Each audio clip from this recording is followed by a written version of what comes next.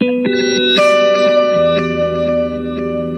ang Broad Streamcast Communicators, ang naiba at kakaibang plataporma sa digital broadcast.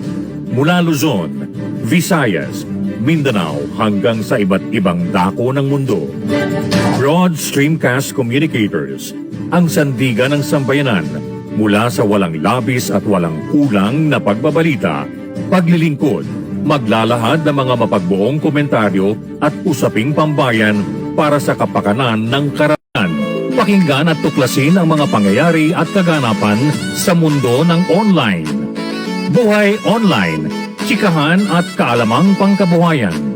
Alamin ang pinaka-latest trends mula sa trabaho at kung hanggang saan na ang narating ng teknolohiyang ito.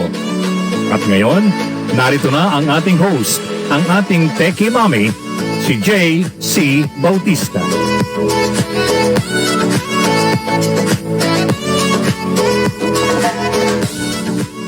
Well, what do you know, no? Friday na naman po. Happy Friday, everyone, and good morning. As you notice na naman, hindi po stable ang aking internet kasi po, kagaya ng kahapon, yung aking pag-broadcast, nakikihiram lang po ako ng internet sa kapitbahay ko. I'm using Converge, courtesy of my good neighbors because ang PLDT ko po, di ba, shoutout ko na yan, na-report na po. 2 days na po kaming walang internet. At hindi lang yan, pati telepono po na wala. Napaka inconvenient po para sa amin. I mean, it's not only me, even my neighbors na PLDT. Hello there, Francis Pizarra. Maraming salamat. Thank you for joining me this morning. Maraming salamat. At of course, hindi ko pa nakikita yung mga ibang pangalan, pero at least nakita ko na si Mr. Francis. Magandang umaga po. Happy Friday sa inyo. So wala pa rin po akong aking regular internet na fiber ng PLDT na yan na namamatay. At ito, kasi nakikisabit lang ako ng internet sa Converge ng aking kapitbahay. So, intermittent yung aking signals po. Namamatay-matay yung OBS na hindi nagko-connect yung live stream. Pero, bumabalik naman po. So, maraming salamat sa aking neighbor na si engineer tsaka si JC for helping me get by every day sa aking pagtatrabaho at maka-broadcast ako sa inyo.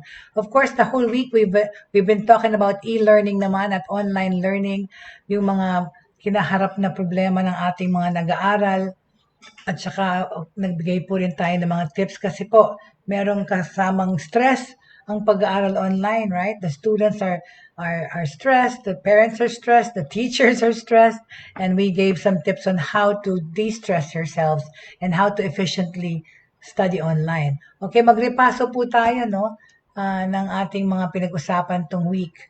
But of course, no, here in the Philippines, we all know that the effect of COVID-19 really affected hindi lang na economy, but most of the life of the Filipinos. In this case, lahat ng mga magulang, okay, of course, they were happy with the fact na patuloy pa ang edukasyon kahit na nagpandemya. Yun nga lang, our Pangulo opted to not open schools, no? And the schools have remained closed for more than a year now. Pero kaya, maraming magulang chose to enroll their children sa online schooling. Pero the greater majority pa rin, kasi nga, because of funding and kakulangan ng equipment, more than 75% of the parents, of course, opted for modular studying or yung mga modules, yung mga activity sheets na pinapasa every week. Pero doon sa mga nag-online schooling naman, which is of course, yun na nga, nagkaroon ng digital divide, kasi sa mga nakaka-afford at may mga internet at mga na pwede mag-online schooling, nagkaroon pa rin ng mga problema, okay? Some parents chose to enroll their children sa online schooling. At present, the government and the DepEd decided not to open schools and still not open schools this coming school year 2021-2022. Okay? Because nga, may mga variant na virus na dumadating, right? Because of course, ang importante pa rin sa ating Pangulo ay ang safety ng lahat ng nag-aaral at pati mga guro. Okay? They want the Philippines to be safe and free of this kind of pandemic. Of course, it's still spreading, pero at this time na we are living in the modern world through the help of internet connection. Technology is our friend. Okay? Isipin nyo na lang kung itong sa pandemya na ito, walang internet, di ba? Nakakasira ng ulo na lahat nasa bahay magtitinginan tapos wala kayong way of socializing online or reaching out to the real world. But thank God for technology, we are able to fend and be as resilient as we can to deal with this pandemic. Okay, because of the of technology, we can be updated, gain knowledge, and search for everything else. Pero yun na nga, itong online schooling ang isang option sa pag-aaral natin dito sa Pilipinas and of course all over the world. Online schooling is a form of learning na ginagamit ang internet connection. Alam natin yan. It is now a popular way on how students learn without going to school. But they can still learn and study through their home or any place they want na convenient sa kanilang study place, all right? In place of the real school, okay?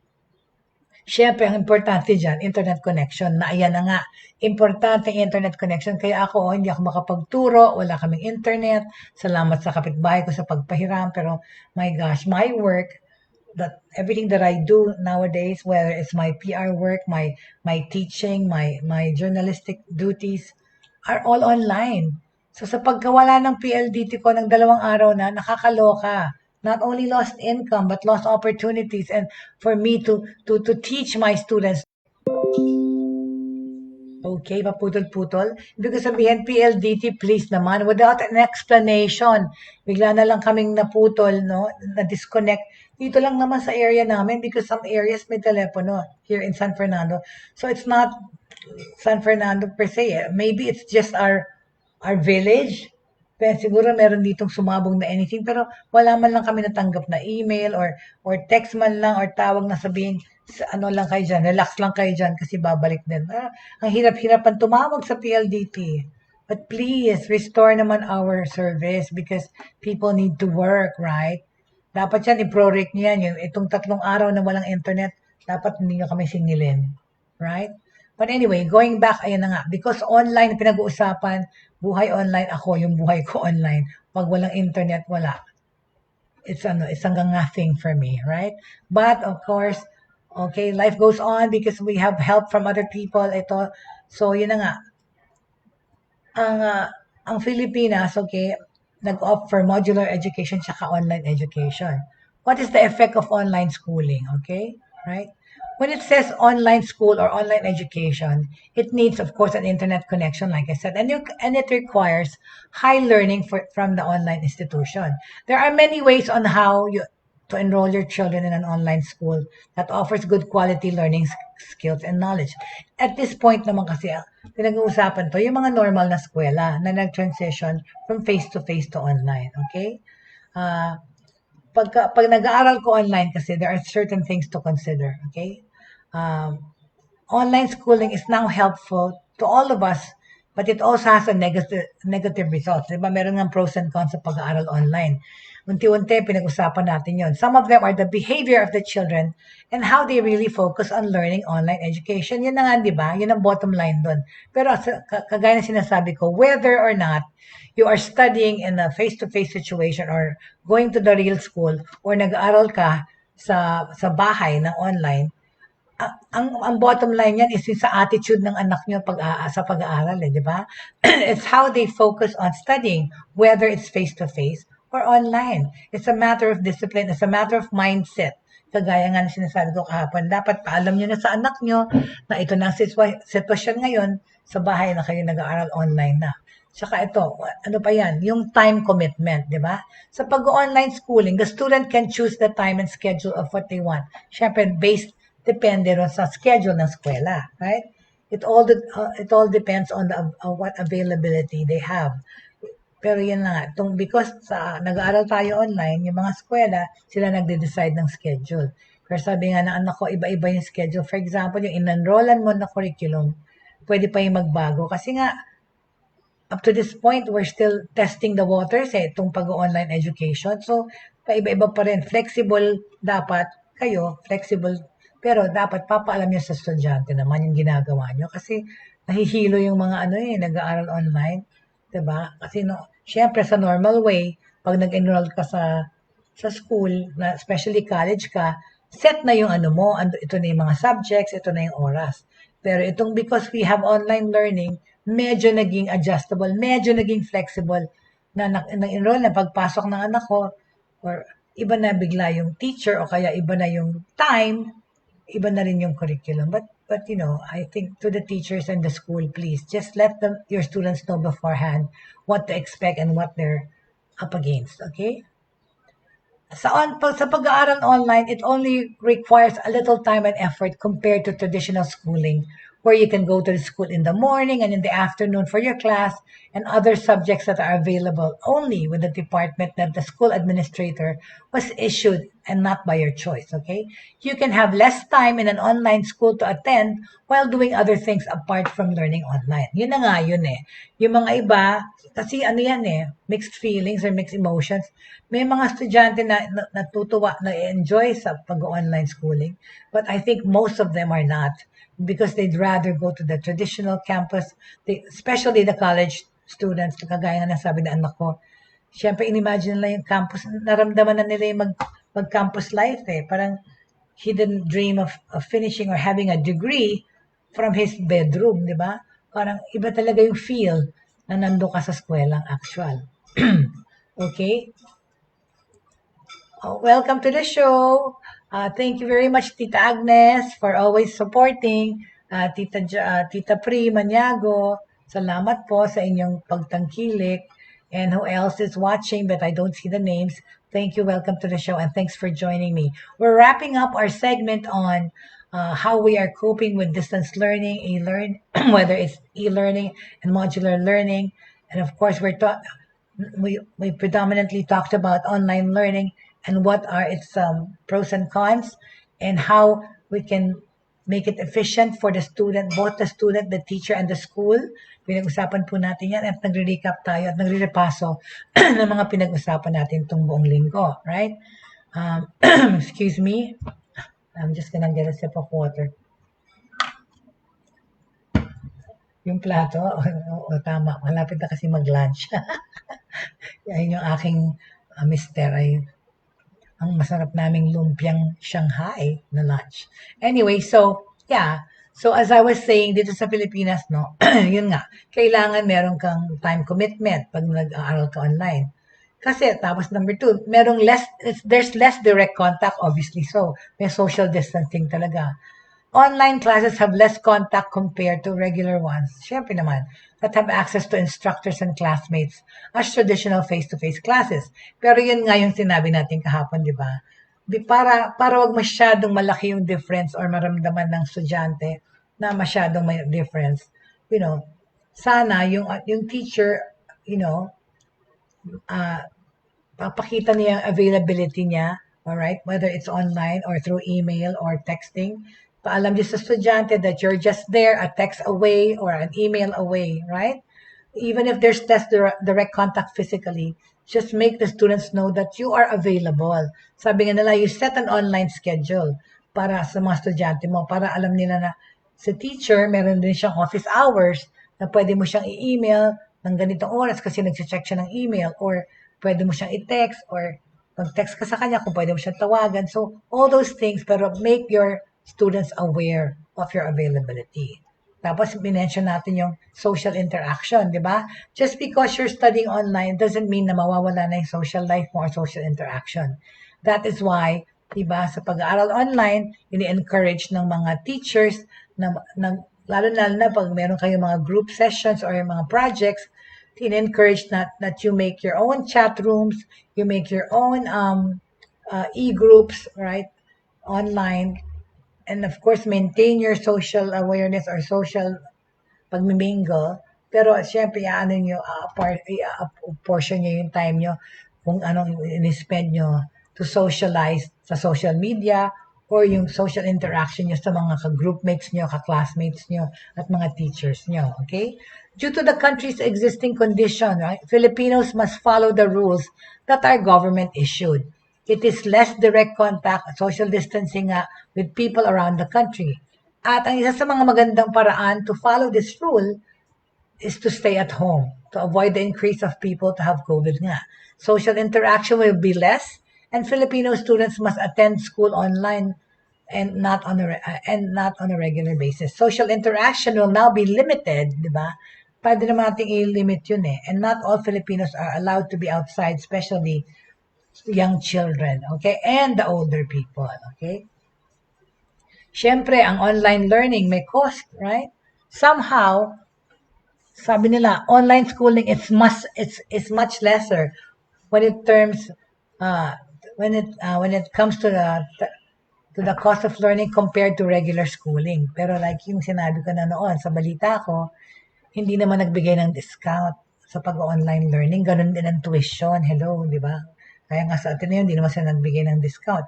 Kahit na they're saying that it costs less to study online. Kasi nga, sa atin, ang rational nila behind that, because when we transition from, nung sinara yung mga eskwela ng March 22 last year, walang warning. So, because of that, hindi ready naman talaga lahat. Eskwela, guro, di ba? At ang mga magulang na bulaga because dahil sa hindi pa yung mga course materials, hindi pa prepared, yung mga teachers had to train. That's why, justify nila na hindi sila nag-discount kasi they had to train the teachers. They had to make the format or the digital platforms that they will teach in. They had to make the materials and change it into digital form, right? So, yun ang mga gastos doon. So, hindi na nag-discount, right? Pareho pa rin ang tuition, if not nagdagdag, okay? Regular schooling can cost much because of travel expenses, food expense, and some extra expense that needs to pay in the school, while online school can reduce this kind of expenses. If you are only studying from your house, yun na nga. Pero ako truth be told, binibigyan ko pa rin ng allowance sa anak ko para talagang ma-feel niya na nag-aaral pa rin siya. Kasi kasama yun sa pagsasike ko sa kanya di ba? Yun na nga Sa bahay ka lang, dito ka nakakain, wala ka ng, tatayo ka lang, nasa banyo ka na, tayo ka lang, pwede ka nang kumain dyan. Pwede mo mag-abot ng snack. Pero yun na nga, I wanted to simulate as much as a normal studying environment for my son. Pero in my own way, yun ang inisip ko na paraan na kunyari, nag-aaral ka, okay? Pwede mong gamitin aircon, basta nag-aaral ka. Tsaka bibigyan ka ng baon still. Binawasan ko nga lang yung baon kasi wala nang transpo doon. So, but still he has baon. Para ma-feel niya na pumapasok pa rin siya so that he can use it to buy whatever he wants, right? Whether Shopee or Lazada in order niya, pero sa kanya yung baon na yun. Okay? So, as I was saying, right, is online schooling, okay, helping the Filipino student, okay? Kagaya nga nasabi ko yun, they can save money on food, clothing, transportation, and especially time. A student may notice how ayan, balik-balik tayo, di ba? Silip-silip. Dahil yung aking connection, again, explain ko, that's why not stable yung connection ko dahil ako po ay nakikikabit ng internet sa neighbor ko. He uses Converge, alright? And yung bato ng signals medyo na-obscure nitong building. But at least I'm able to broadcast to you guys today because of my good neighbor, engineer, and his son, JC, who graciously is allowing me to use their internet because my own internet na fiber na ang PLDT ay down na 2 araw without any explanation whatsoever. Bila na lang ako nawala sa area tapos hindi na ako wala ng signal. Hindi yun. Pati landline na wala. Kaloka. Hindi ko ma-report, right? My friends had to report for me. And today I got a message saying the restoration team is already underway. Talaga, Pero yung anak ko naman ka-text niya yung technical ng PLDT, sabi daw 3 to 5 days. Maluloka ako.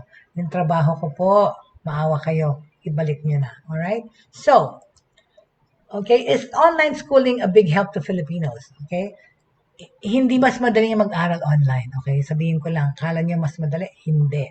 Online institutions must meet with the same quality requirements as regular schools. Okay, I'm back. Okay, I'm back. So yun, sinasabi nila yung younger generation na automatically magaling tech savvy na. Hindi yan totoo. Okay? Meron pa rin mga hindi, meron pa rin hindi marunong mag-manipulate, gumawa ng PowerPoint or gumawa ng Excuse me, hello, I'm back. Nakakatulong ako dito sa pag-in-out ko dito sa pag-broadcast, okay? With the advancement of knowledge of online schooling, at saka yung mga learning management system, students must learn fast also, di ba? They have, hindi lahat nga, like I said, marunong gumawa ng PowerPoint and all those presentations. Tsaka kailangan din nila rin mag-train kung paano mag-manipulate dun sa learning management system or platform na ginagamit nila, right? Okay?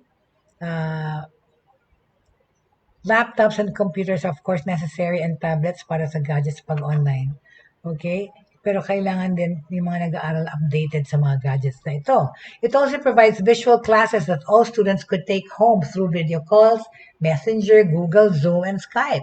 Online studying, di ba, needs the proper equipment talaga. At yun nga naging problema natin dito sa Pilipinas. Not everyone has a cellphone, tablet, or if kunyari isang pamilya, isang computer, 5 anak, ang hirap din nun. Whether ano ka middle income family or mahirap or less privileged pala, sorry. Right. Kung kunyari, isa lang talaga computer mo, ilan anak mo, pareho kayo ng problema, right? In these modern days, we are now living in modern technologies that most people are capable of using. It is now a leading technology that can help people over the world to communicate, right? Pero ang problema nga niyan, kung meron kang means to communicate with, may cellphone ka ba? Para makaaral, may tablet ka ba? Okay? Online education can help Filipino students in many ways talaga. Not only them, but all people could rely on modern technology like social media, Google, YouTube, Gmail, Yahoo, and a lot more. Okay? Learning online is now in demand all over the world because we can now access easily, gather information. And because some of us are pushed and had no choice but to comply or die, right? Sinara yung eskwela, wala tayong magawa doon. Okay? Learning online is now in demand all over the world because we can now access easily, gather information, flexibility, and less consumption of time and effort. You can search easily all the information you need through an internet connection. Kaya nga, pag wala kang internet connection, hindi ka na in touch sa world, right? Moreover, you can now find online institutions easily with good quality, with good quality. That's why you can also now find okay. Okay, we're back. Hi, I'm back again para tayo nag-eat balaga. But I'm here, I'm back. So yeah. What are the benefits of online learning? Okay. Online schooling also improves the level of education. Okay, I just have to say the advancement of online education can be a big help to a student in terms of developing their talent and skills through modern technologies. Okay. However, it cannot help when in terms of physical activities. Talaga naman. Pwede naman kasi mag-exercise din in place, right? Anong benefits of online education? Number 1, flexibility in learning system. Okay, in the learning system. Number 2, time management. Number 3, access to social networking. Number 4,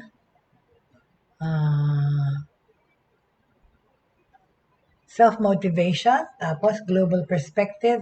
It improves technical skills. It's competitive learning environment. It's comfortability and self-learning. Right? Okay?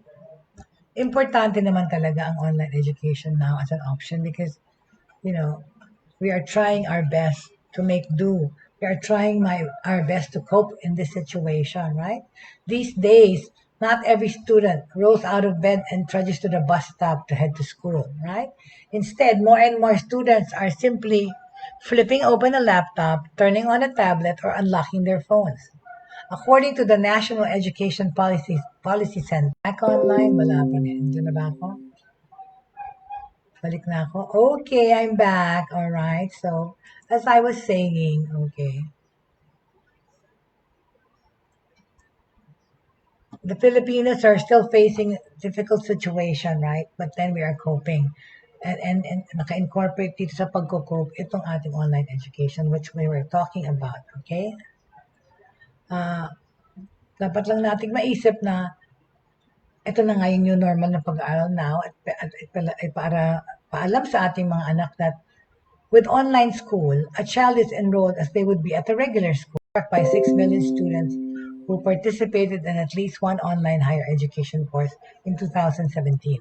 Virtual classrooms offer numerous benefits to students. Okay, bakit? Kasi yung virtual classrooms, interactive yun, di ba? Habang nag-drawing yung estudyante mo rin, pwede mo rin mag-drawing ka rin doon or correct mo siya, right? Virtual classrooms offer numerous benefits to students, instructors, and schools. They allow students to learn from anywhere in the world, including in rural and disadvantaged areas. Ang Diyos ko, forte ng kapatid ko, pumupunta sa mga liblib yun yung aking brother dear. Okay? Hold on a second, please. I'm just gonna get a sip of water. Literally, sip of water. Oh, yan. So, virtual classrooms dumami. However, okay, virtual learning can also be a solution for students who may otherwise struggle to fit in with a normal class. And they can save school districts serious money. However, for all the upshots they offer, virtual classrooms also present significant challenges, all right?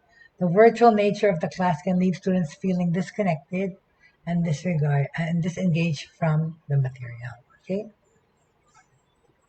So what to do, okay? So, how can we make e-learning effective, right? Yan ang tanong, all right?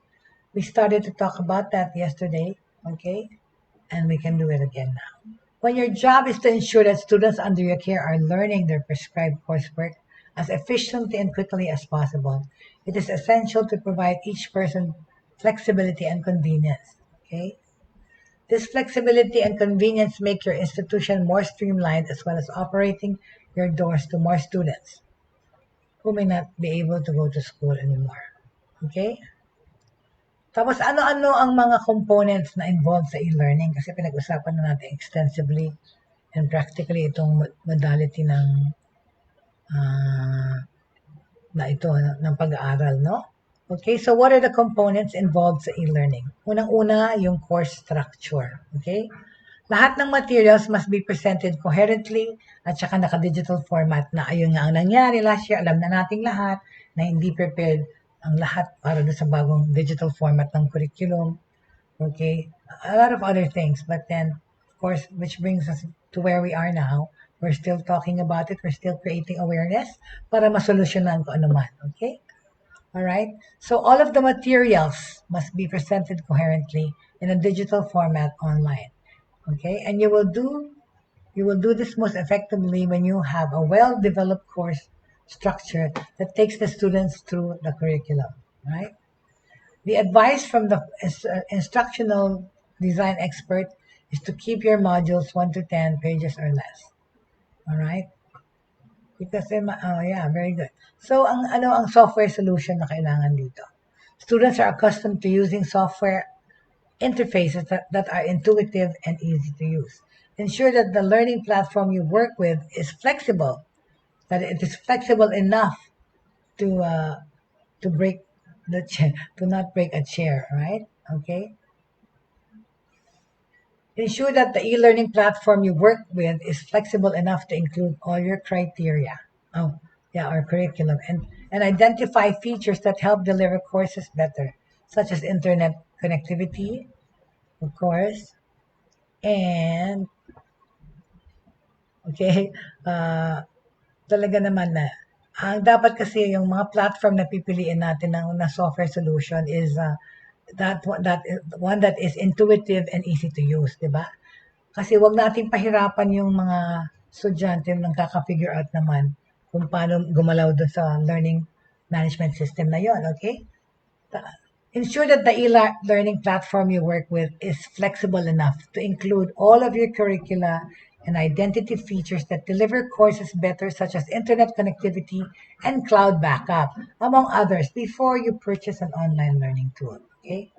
May sabi nga nila, when your job is to ensure that students under your care are learning your prescribed coursework as efficiently and quickly as possible, it is essential to provide each person flexibility and convenience.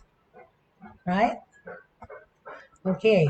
Now, uh, usability. Okay, the system must also be simple to use. Ayan, importante. Dapat simple lang. Students have limited time beyond reading, studying, and taking tests, and will be somewhat unwilling to learn how to use a clunky e-learning software that drags them down.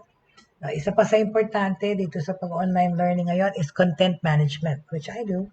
The most fact-filled curriculum will not do your students much good if it is not engaging them on every level. See to it that the content is relevant and speaks to the needs of the students as they pursue their online degree. Okay? What can you say about that? Yeah? So, yun pala. The most fact-filled curriculum will not do your students much good. Alright. Okay, so ano pang importante sa online learning ng mga things na kailangan to watch out for? Ay ang instructor. Okay? Okay? Tech is important, but at the heart of all leading educational systems are the instructors. Your teachers must demonstrate a passion for learning or have a big passion for teaching and have a genuine interest in helping other workers develop their minds and learn how to learn better. Okay? May mga challenges din naman kasi sa mga teacher, di ba? Some of the issues that teachers face, okay, itong sa pag-online, okay, iripaso natin yung sinabi natin noon. Challenges for the instructor include plagiarism by students, di ba? Students are not sitting in front of you, hindi mo sila kita eh. So pag binibigay nila yung sagot nila sa questions mo or when writing their essays, which can make it harder for instructors to detect plagiarism in action. Hirap mong ihulihin kaysa sa nagkakopyahan lang, right? Mas mahirap. Okay? Hindi mo monitor kasi eh. Alright? Hindi mo man monitor. Okay? So, paano? Okay? Hold on a second, please. Alright. Okay. So, nasabi na natin yan, paano maging effective ang e-learning. Choose the most effective teaching methodology. Alright? Number 2, select an organized content structure and add media. Okay? Use attractive instructional design. Ayun pa. Kailangan maging creative kayo, hindi na static lang yung website nyo. Make it interactive or, wag naman masyadong maraming sayaw-sayaw. Pero, make it interactive. Okay? Use attractive instructional design. Ang dami-dami ngayong freelance there na graphic artist na pwede nyong i-commission or i-tap. Okay? Follow the best practices when designing the materials. Okay? You didn't read kasi. Okay? Diba? Designing the materials for best practices. Use attractive instructional design. Right? Okay? So, gandahan nyo dapat. Diba? Ang dami-dami ngayong freelance graphic artist. So, kung hindi nyo alam gawin yung PowerPoint ng mas maganda, patulong kayo sa sa kamag-anak, sa pamangkin, sa apo. Pero meron din maraming freelance dyan na pwedeng magturo sa inyong gumawa. Alright? Like I said, choose the right software solution. The e-learning software you select must meet the needs of your teachers, okay? A good e-learning software will help you launch live classes, create self-paced or scheduled courses, and use an online content library to store all your digital sessions, diba? Additional features such as an integrated e-commerce, portal, and mobile application may be present doon sa LMS na gagamitin. Yung LMS, yung Learning Management System na gagamitin ng eskwelahan. Whether, diba, yung mga platform na pinagtuturuan nila. In most cases, in a lot of cases, ang gamit ngayon para sa online classroom is yung Zoom. Meron pa rin gumagamit ng Skype. Iba-iba yan, ang dami po. Right? Tapos also, some have plagiarism checkers incorporated within the learning management systems. Kasi nga, pwede talaga mag-plagiarize yung mga estudyante mo. Kasi nga, nasa online sila. Pwede lang na i-google yung mga sagot. Pwede mag-cut and paste na mga answers, right? Pero, merong mga software ngayon na pwede makapag-detect niyan. Okay? Okay, encourage your students to form online groups for synergy. Ayan, sinabi ko na yan. Para yung kanila namang social interaction maging buhay pa rin, right? So, encourage your students to form online groups for synergy. Bawat estudyante kasi ay may iba't ibang unique na skill sets. And you can encourage them to join study groups online and work on projects together using discussion boards, chat rooms within the LMS, or other online communities which will help your online learners make social connections, di ba? Gagawa sila ng bagong relationships online. Of course, at the same time, maintaining their old relationships. And so that they can feel like they're part of a real classroom. So yan na nga, yung mga breakout sessions nila na face-to-face, pwede na maging breakout sessions sa sa sa Zoom, alright? O pwede sila mag-private message, pwede sila gumawa ng sarili nilang online, pwede pati yung YouTube channel, pwede rin yung mga chat room. Alright. Okay, I'm back. So sorry. Parang ano to, pikabu itbulaga. Kasi nga yung aking connection ng internet po ay hindi stable. But I'm still trying to broadcast dahil po, Friday, ito ang last day ng pag-broadcast natin dito because ang Buhay Online po ay every Monday to Friday. At nire-wrap up na po natin ang ating segment on distance learning, specifically online education and online learning. And tinutukan natin po yung effect nito sa mga guro, estudyante at magulang. At pinag-usapan natin din po yung mga stresses na kaakibat nitong pag-aaral online. And we're giving tips and ways to make it more efficient. So, nire-wrap up na po natin to, right? So, encourage the students to form online groups for synergy for socialization, okay? Anong advantages of having studying online? Well, of course, the obvious reason is because of social distancing. At saka wala naman tayong choice dahil nga sarado mga eskwelahan. Kaya, we have to deal with studying online and studying using modules, okay? All right. Tapos, ano-ano, okay? All right. Again, okay, like we said, like we mentioned, merong kasamang stress itong pag-aaral online, whether you're the teacher, you're the student, and of course, recently, parents. Because studying online and studying from home, whether it's modular or this internet-based learning, ang magulang ang nasa sa likod niyan. Na nagkaroon ng big role nitong pandemic because para ka nang nag-homeschool, you have to monitor your child, you have, especially the young children, okay? Hindi masyado yung college student, dali mo pwedeng bantayan yung old doon. Ibig sabihin yung mga batang nag-aaral, the elementary children, or even the kindergarten kids, that the parents have to help teach. Ikaw rin yung teacher sa bahay, kasi yung teacher wala doon. Pero, yun na nga, added responsibility sa magulang, alright? Tsaka ang problema doon, kung hindi ka nakapag-aral, paano mo tuturo, right? So, let me give you again and remind you about the secrets to manage your stress. As an online student, ito naman, kanina yung mga tips natin sa teacher. Ito naman para sa mga estudyante, okay?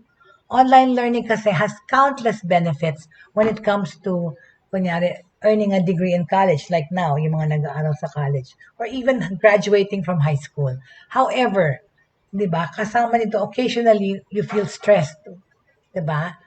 You can't help it but talaga naman there is a degree of stress and sometimes it comes and goes, sabi nga ng anak ko, pero you know, it will throw you off yung stress. Mawawalan ka ng gana mag-aral, madidemote na yung motivation mo magiging mababa. And it's true, it's happening now to our students whether they're studying modular modules or online. This is especially true itong pandemya na to, when life and society have been significantly changed. Diba? Okay, so my stress management tips again para sa mga online students. Okay, una-una, find a quiet place to work on your online learning, find a conducive and quiet place to work in. Okay. Because you aren't in a regular classroom as an online learner, it's only right that you have to find a place, you have to find your comfortable nook sa bahay nyo, sa apartment nyo, or saan man. At kung masikip kayo, pakiusapan mo na lang yung mga kasama mo sa bahay na medyo pag nagle-lessons ka, medyo lumayo-layo naman sila sa corner ng room para you can have your own private time with your studies, okay? Being at home with parents, children, siblings, or pets can be quite distracting, diba? Plus, many online classes require students to participate sa interactive sessions. Pag yung anak niya nag-aaral o mahihain, ayaw niyang pakita yung mga interactive events sa bahay sa'yo, kahit na ikaw yung nanay, nahihiya. Kasi may sarili silang mundo ng mga kaklase nila, sariling chat room, pero yun. So, maging na lang kayo, maging considerate na lang kayo sa mga anak nyo kung ayaw nila kayong isali dun sa interactivity, but just monitor them from afar, okay? Many online classes require students to participate in interactive sessions talaga. Skype, Zoom, or other web conferencing platforms. This means you might have to speak or present information verbally or even on video, not to mention intently listening to your instructor and fellow classmates, okay? Ang susi is to make everyone around you aware of the fact na kailangan mo ng sarili mong lugar. Kailangan mo ng sariling corner. Kahit na nga sa four walls ng bahay mo, doon ka sa isang sulok. Diba? Lagyan mo ng kunyaring divider, yung desk mo doon, para lang you can feel the privacy. Okay? Alright? Sorry. You likely don't have a set time frame when you absolutely must be devoting your time to each specific online class that you're going to do or conduct. Okay? Anong example ng time management? Okay? For online learners. Making a task calendar for yourself. Create a calendar for each online class that you're in. Map out when specific assignments are due, when quizzes or exams are going to happen, and blocks of time to dedicate to studying. Okay. Number 2, delegating tasks to others. If your spouse or kids must be able to help you with simple tasks around the house or apartment, let them do it. Okay. This will give you a little bit more time to work on your online network and schedule. Okay?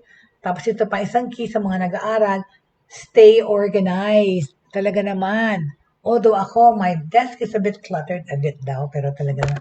I know every clutter eh. May meaning sa akin bawat clutter na nandito sa desk ko kung bakit nandyan siya. Ako nga OC ako, pag may nalis kang bagay sa desk ko, pagbalik ko, malalaman ko na may gumalaw. Kasi may gumalaw. Alright? But, stay organized. This can apply to your life in general. But in terms of online learning, make sure your workspace, okay, where you actually work on, is free from clutter. Organize your textbook, notebooks, and other items you might be needing for your courses. Okay? Bakit? Okay. All right. So for those who have questions, please feel free to fill in your questions either through here sa Broadstreamcast Communicators or through my messenger, my Facebook, okay, my Instagram account, my Twitter account. Pwede kayo doon magtanong, all right? And of course dito, all right? And for those who missed past episodes, balikan nyo lang po kami sa Broadstreamcast Communicators YouTube channel. Like and subscribe po. All right? Very good. So, okay. Sorry, maingay. Merong nagpo-construction dito. Okay? So, itong paulit-ulit kong sinasabi na para sa mga nag-online studies, whether you're a teacher or student, connect with your instructors regularly, right? And this is important for a lot of people. Okay? Feeling overwhelmed with your online class, connect with your instructors. They are there to help guide you whenever you need assistance. Email, call, text, and Skype, FaceTime, or any other communication tool available for you to do this. Okay, a quick conversation about something that's bothering you in your course or even in your life in general can elevate a good amount of stress immediately. Okay? All right. Tapos ano pa?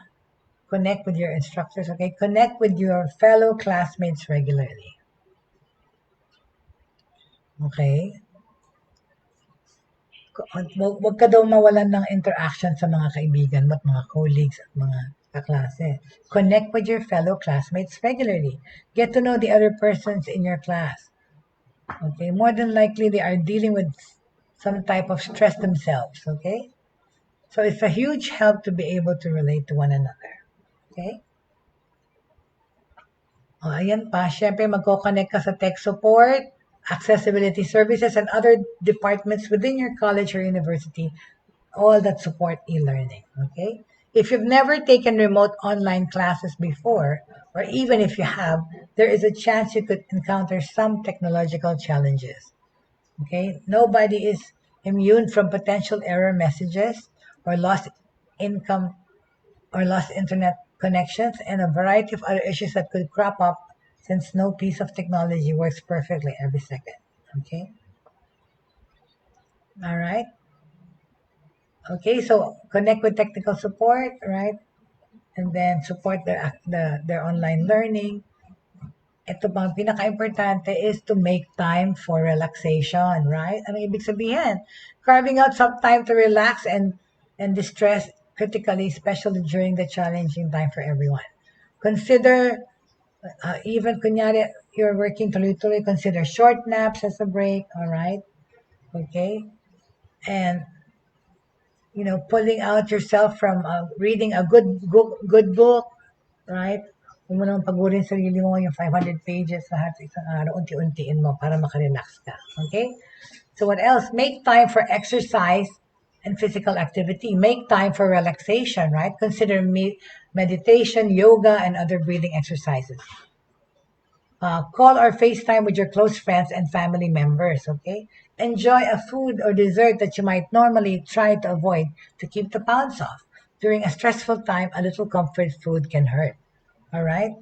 Okay, so lastly, make time, all right? Make time for exercise and physical activity. You should never say you don't have enough time to exercise. Excuse lang yun talaga eh. Kung gusto mo talagang gawin, pwede. So, sasabihin mo wala kang time, sumali ka pa ng gym, tapos hindi mo naman ginamit. Ano yan ulit? Mindset yan eh. You have to wheel yourself out of that rut and say, I'm gonna go exercise today, right? Very good. You should never say you don't have enough time to exercise. In stressful times, you can still go for a jog or walk around the block, do jumping jacks or push-ups, stretch weightlifting, and use a variety of indoor equipment. All right? Exercise can also do wonders for your mental acuity and can help you in your online coursework as well. Getting up and moving at least a little, you know, okay. I think this is the last salvo na mamamatay ako today online as babalik. And please, I beg of you, PLDT, restore our service. We are dying here in our village here because also my neighbors don't have, but some of my neighbors are using Converge na ang gamit ko ngayon. Salamat sa aking mga kapitbahay na si engineer tsaka si Jaye at ang kanyang mga pamilya. Salamat po at I am able to I am able to survive this crisis of this connectivity. All right. So as I was saying, how to relieve the stress. Okay. Make time for exercise and physical activity. Yun na nga yun. But anyway, we have been talking about distance education in the Philippines, modular education, which is included in distance learning. So ano yun, digital tsaka print, right? So at the same time, we also tackled about online life, how how people are coping with it, and what to expect from it. More of that, okay? Siguro because ang dami-dami pang katanungan, next week itutuloy pa rin natin, all right? So depende sa mga material because we come and we go as we get more requests. Okay, very good. Thank you so much for joining me today. Okay, and I'd like to wrap up that thing about being sort of cruel to diba? Basta we have to be mindful na yung ating mga tinuturuan iba-ibang situation at iba-iba rin ang case nila. So let us be mindful of our students, okay? So there are still some tips to do for improving student accommodation or student engagement sa classroom nyo, right? So I will give you more tips pa rin, okay? Continuing yan sa Monday, okay? But a little bit of ibang tips, okay? Break the ice. Start your course or semester on the right note by creating a fun, engaging atmosphere. Help students feel connected to each other and to you by offering up simple icebreakers that will for the students. Okay, may namalat na ako Okay? So yun, marami pang ibang pwedeng pag-usapan, right? Pero ang mas importante sa atin, okay, yung 7 na mga bagay na minention ko, which is, in retrospect, find a quiet place to work on your online learning courses. Okay, a quiet place. Okay, hello, I'm back for I don't know how many times, okay, but thank you pa rin sa aking kapitbahay for lending me their Converge remotely. Okay, that's why nagsasuffer intermittent. Kasi nga, medyo malayo-layo sila. Medyo ako malayo dun sa modem. But anyway, thank you again. Thank you for joining me. All right. So please keep those thoughts in mind, how to make it more efficient for you while studying. Okay. Identify and use more time management system. Connect with your instructors regularly. Connect with your fellow classmates regularly. So is this one the last one? Connect with technical support, accessibility services, right? And thank you so much. So marami talagang paraan ng pagko-cope dito sa online education. But of course, when you think about it, there's a lot of good that can be learned from this pandemic situation. Is yun na nga, unang-una na yun is to appreciate what we have and to look forward and move forward to think what else we can do to improve ourselves and improve the quality of life and improve our colleagues. All right? So, kahit nag-aaral kayo online, you have to make time to relax, okay? Make time for relaxation. Make time for exercise and physical activity. Dahil hindi naman tumitigil dyan yung pag-beat ng heart nyo, right? So, make time to relax. All right? So, we have given you the benefits of online classes, when featured you, and how we featured how to cope up with the stresses of studying online. We gave reasons and tips on that, okay? Tapos, pag-uusapan pa rin natin more extensively nga, yung learning management systems, okay? Kasi nadaanan na natin yung konti okay? Ano ang learning management system? Okay, in recent years kasi, international secondary and higher education centers have been experimenting with a process which has made some big changes to their structure and functioning. Ito yung implementation ng learning management system, okay? And on that note of learning management system, I'd like to close today because papag-usapan natin pa yan more extensively, yung mga platforms, yung mga software na kailangan sa online teaching. At yun na nga, yung mga ways in order to provide and monitor our children, okay? Importante yan. Okay? So, thank you so much for joining me today. At magkita-kita po tayo ulit. Wala po ako bukas because wala akong weekend show, Saturday, Sunday. Only Monday to Friday po tayo. Same time, same channel. But yeah, please do check out our past broadcasts so that you can review things that na-miss niyo. Maraming salamat po. And of course, at the end of the day, 3 things should remain, right? Faith, hope, and love. Thank you so much for watching, ating mga kaibigan. Thanks for joining us. And it's a weekend again, of course. Kahit na walang much difference ang weekend sa akin. But I can't wait to eat. We're having ramen and lumpiang Shanghai, courtesy of my beloved na napaka-good cook. All right? Thank you very much. Have a good day, everybody. Enjoy. All right?